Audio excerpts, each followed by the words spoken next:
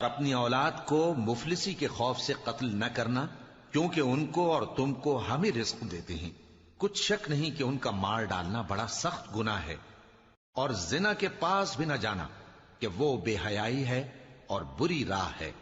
اور جس جاندار کا مارنا اللہ نے حرام کیا ہے اسے قتل نہ کرنا مگر جائز طور پر، یعنی بفتوائے شریعت۔ اور جو شخص ظلم سے قتل کیا جائے، ہم نے اس کے وارث کو اختیار دیا ہے کہ ظالم قاتل سے بدلہ لے، تو اس کو چاہیے کہ قتل کے قصاص میں زیادتی نہ کرے کہ وہ منصور و فتح یاب ہے۔ اور یتیم کے مال کے پاس بھی نہ پھٹکنا مگر ایسے طریق سے کہ بہت بہتر ہو، یہاں تک کہ وہ جوانی کو پہنچ جائے۔ اور عہد کو پورا کرو کہ عہد کے بارے میں ضرور پرسش ہوگی۔ اور جب کوئی چیز ناپ کر دینے لگو تو پیمانہ پورا بھرا کرو، اور جب تول کر دو تو ترازو سیدھی رکھ کر تولا کرو۔ یہ بہت اچھی بات اور